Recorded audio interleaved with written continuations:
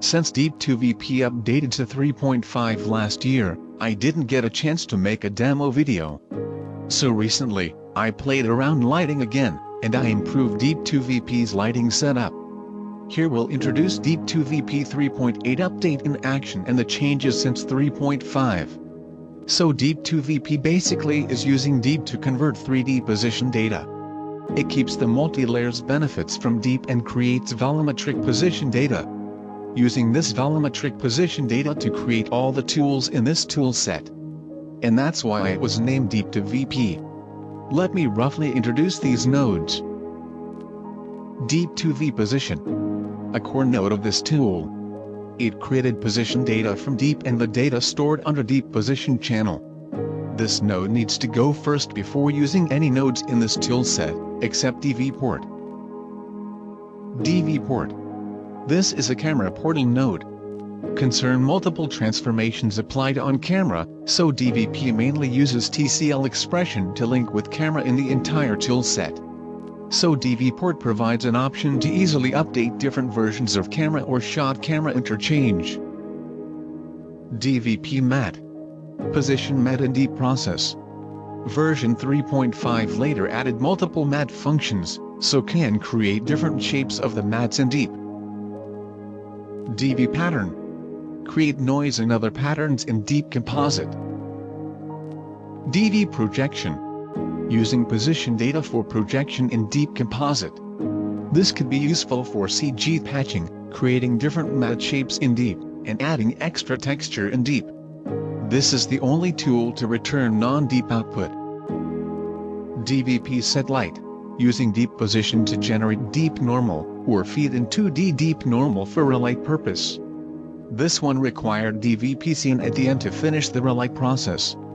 Version 3.8 enhanced the way to handle normal in Deep. And fixed the conflict if input Deep's normal has the same name as the tool-generated Deep normal channel. Deep's normal can be found under Deep normal channel after this node. DVPscene. Combine all the DVPrelight nodes and output the result in Deep. Object self-shadow adjustable in this node. DVPrelight. This is DVP's lighting node, provided directional, spot, and point light options. Point and spot light algorithm improved on version 3.8, but it's not compatible with Nuke's light node value setting. DVPfresnel. Create a Fresnel pass in Deep. DVPToImage. As its name, convert Deep to 2D images. If you need to keep the Deep position and Deep normal in downstream, this node will fix the premult and unpremult issue from this toolset. So you can keep the Deep position and Deep normal data for other position or normal related tools.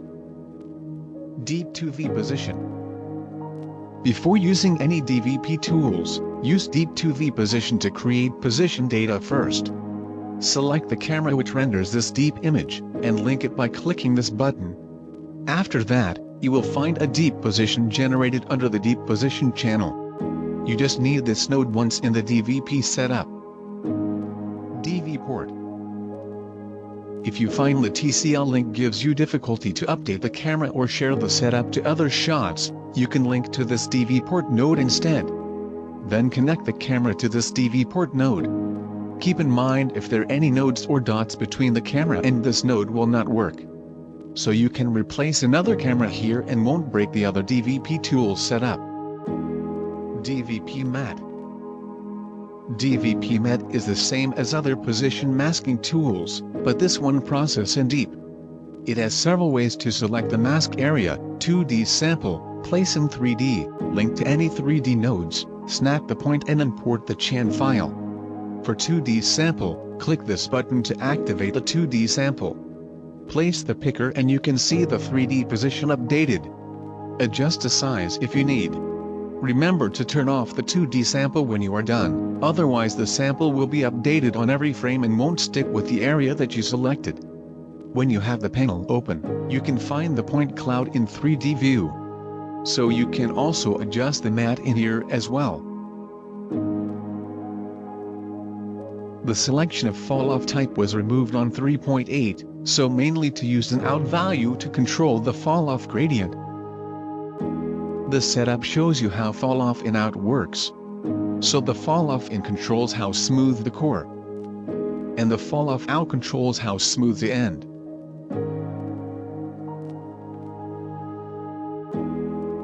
Version 3.5 or later, DVPmatte added multiple matte support. So the matte shape will not only be limited with only 3 basic shapes. So here is how it works.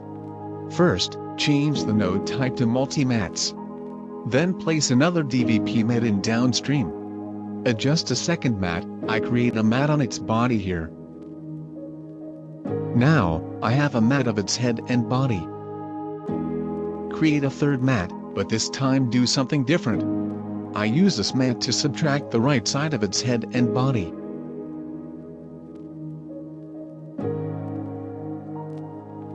Choose stencil in operation. Some fall off adjustment. So if the node type does not select finalize matte, you are still able to create as many mattes as you want. These multi-mattes will not create extra deep samples, only operate with math. The fourth matte is on its arm, and I finalize the matte at this point. When selected finalize matte, it will remove all the deep samples out of the matte, to keep the downstream with lighter deep samples.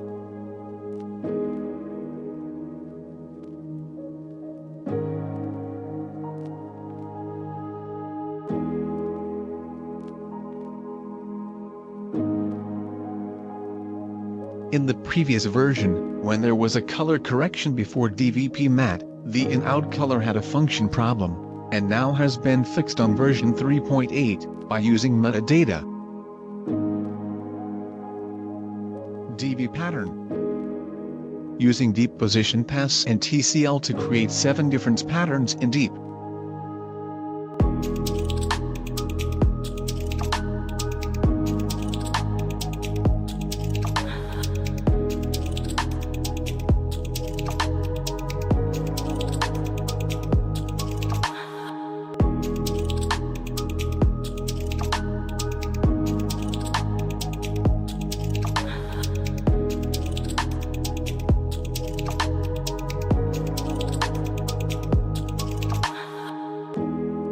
All the tools can be used together. This is using DVPattern with DVPmatte to create some color pattern on its head.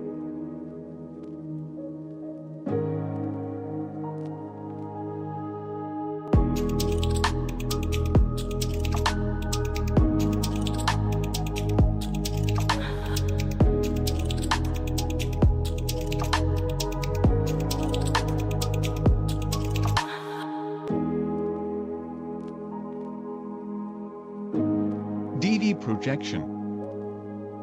Use deep generated position data to process camera projection. This tool is using STMap because there are no deep pixel mapping tools at the moment. That's why this is the only tool that cannot output deep, will output 2D image downstream. Let me show you how to use this tool to patch current CG render, then we'll show you how to put custom texture on it. I am going to remove the content in this bubble speech. I chose the first frame because there is no foreground in front.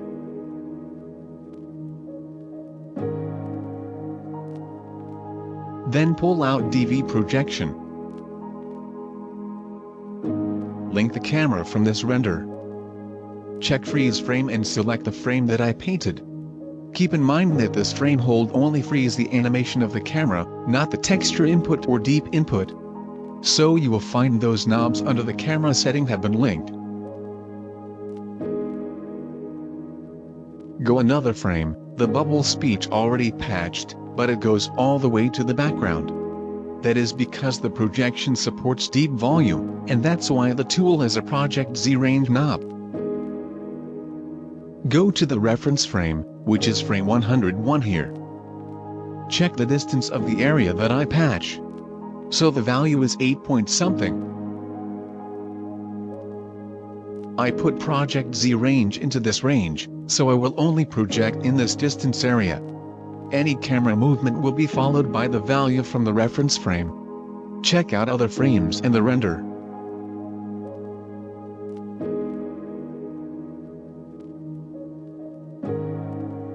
Let's try camera projection, which is not based on a shot camera. I create a custom texture with color wheel and checkerboard. Remove the camera we had linked before. In this case, the freeze frame is not necessary, because we don't have animation on the camera. Reset Project Z range for now. Go to the 3D view, and place the camera to the area that I want to project my new texture. Change the point cloud preview with the effects, so I can see how the projection looks like. Be careful when point cloud with the effects will be very slow. For the scale, adjust the focal length of the camera. Now, the custom texture has been replaced on this poster. Adjust Project Z range. Now I have the nail on top of my new texture and there is no extra projection behind this poster. Here is my render.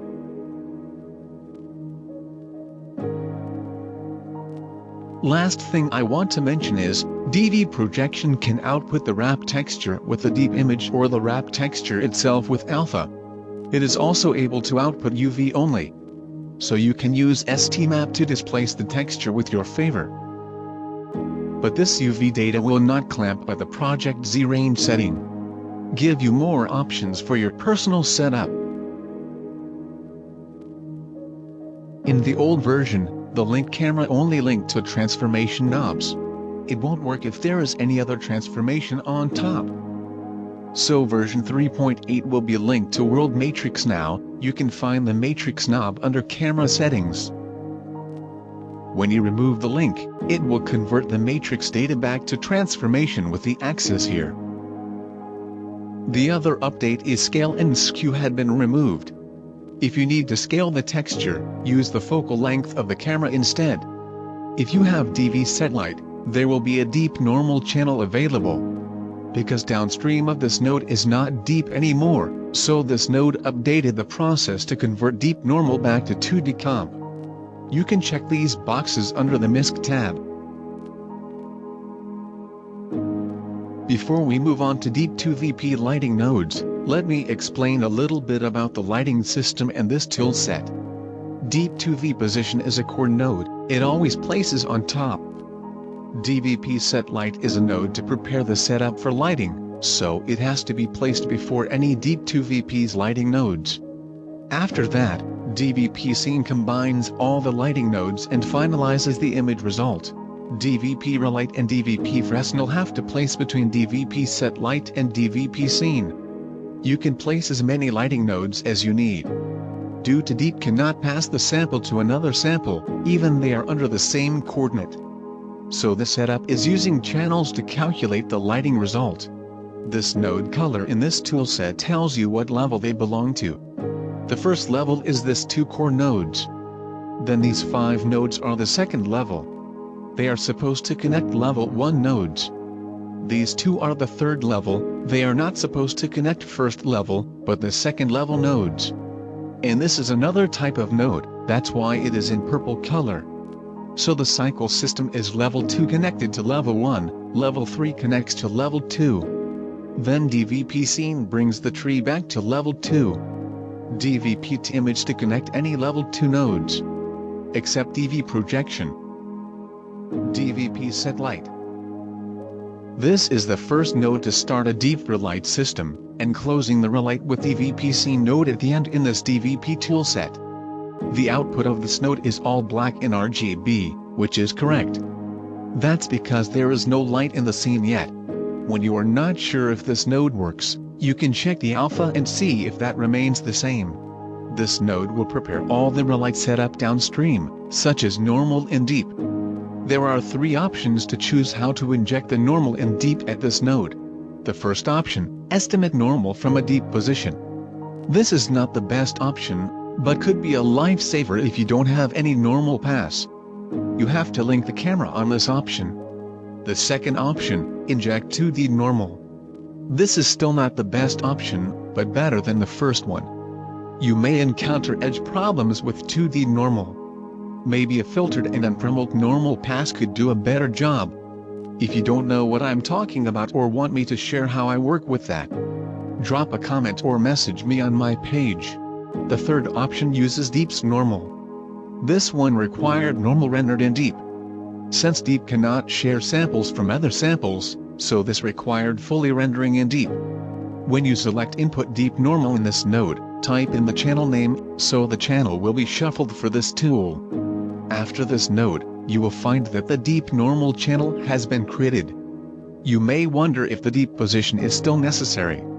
Deep Position is still required when you use the Estimate Normal option, Point Light and Spotlight in downstream. So you still need Deep2V Position before this node. DVPscene.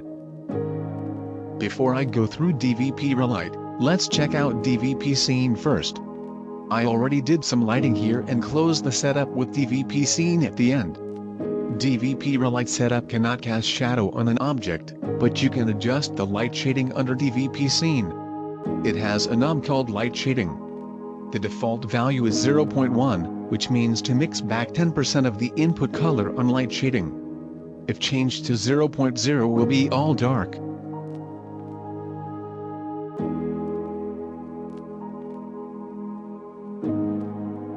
Ambient knob will tint the color to the entire environment, same as the ambient knob on scanline render.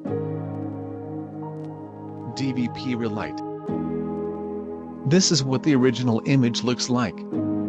Let's pull out the DVPrelight node, and as I mentioned before, it has to place between DVPsetLight and scene nodes. I am going to start with a spotlight on the screen left robot.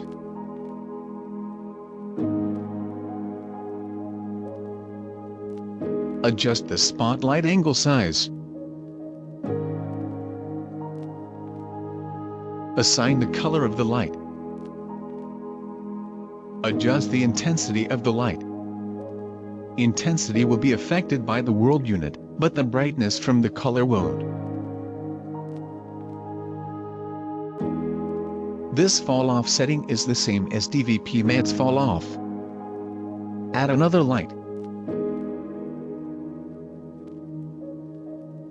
This time I am going to use point light on that radio light bulb.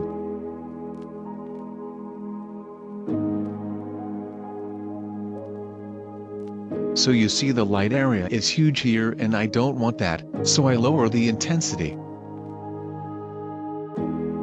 But when I lower the intensity, the light doesn't look bright enough. So you can adjust how big of the light area by fall off. The brightness from color. Give it a warm color as well.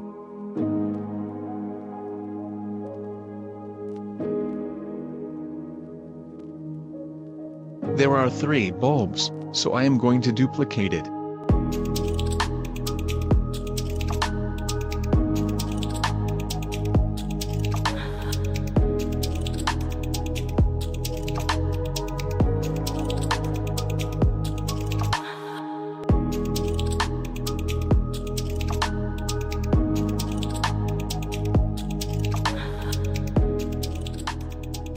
Let's try to add one more point light, and this time I am placing it at the traffic light.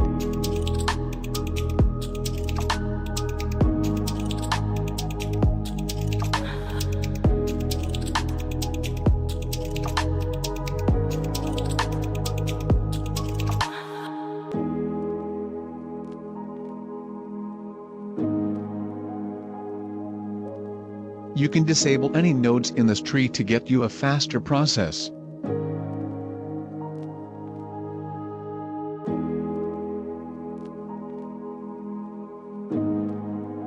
Looks good. Try directional light this time. So it doesn't matter where you place the light, just for easily to read in 3D space. The only transformation we'll apply on the result is rotation. Let's make this light cast from another side. I have a nice side light here, but it looks too bright and not too interesting. So I am going to dim it down and give it a cool color. I am done. Let's enable all the lights. This is before and after. Remember DVPscene can adjust light shading? Try to put it to 0 and see how it look like here. If you skip the DVPscene, at this point the result is a raw light pass. This can give you the flexibility of adjustment. But it is an unpromuled deep, so you have to premult it first before to use it in 2D. Use this pass as how usual regular raw light does, multiply to diffuse color, but input image in here.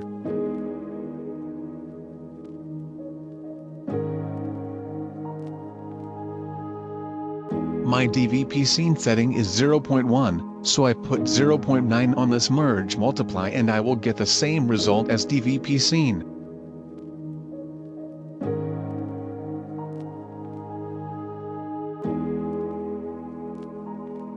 This deep process can get a better edge. DVPfresnel. This node can create a Fresnel shader in deep. Same as DVPrelight, it needs to place between DVPsetLight and scene. Link the camera first, so it can create screen space Fresnel.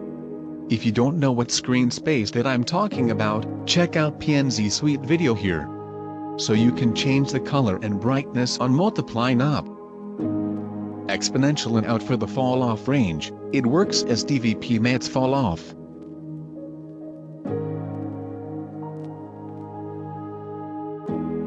Let me bring back the lighting setup that I did on previous. This is without the Fresnel node. So you can place it anywhere inside set light and scene nodes, it will give the same result. DVPToImage. This node converts deep position and deep normal for 2D compositing. You can choose which output you have to keep from this node. If you don't need these two channels in 2D, you can use the regular DVPtoImage node. Let me show you the difference. Here, you can see the deep position data doesn't look the same. Look closer with position to point.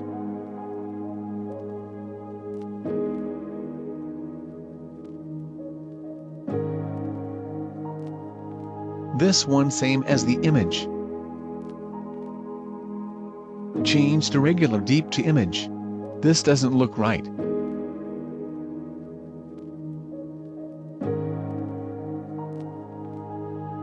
Even deep normal, they are not the same too. Let me explain. This is the scene under the 3D world.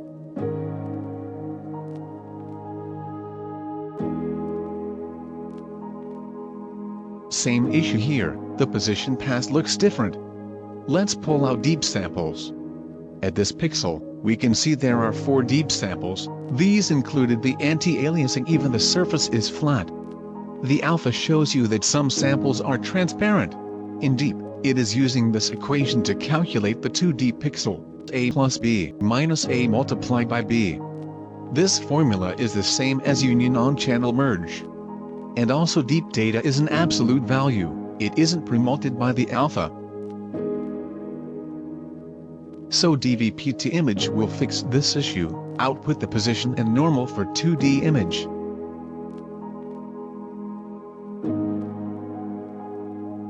The regular DVPtoImage cannot handle that.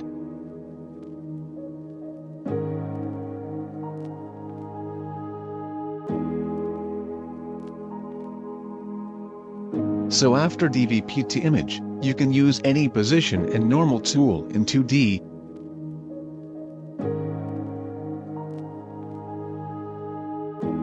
If you find your deep comp slow, you can use deep reformat to lower the resolution. So the samples are also reduced, you can get a faster process.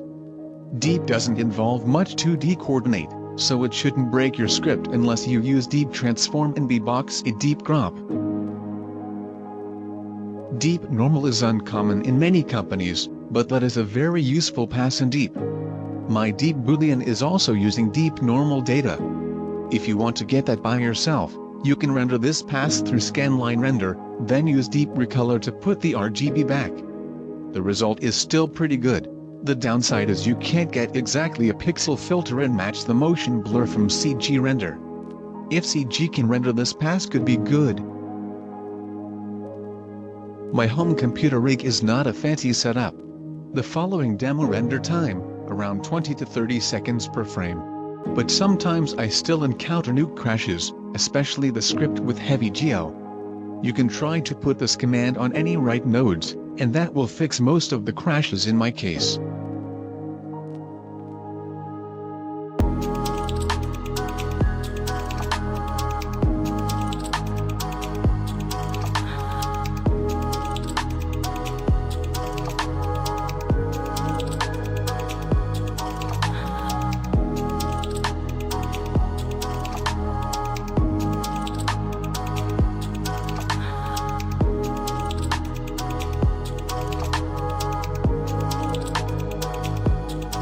Hope you enjoy what I made on this toolset, and a great year ahead.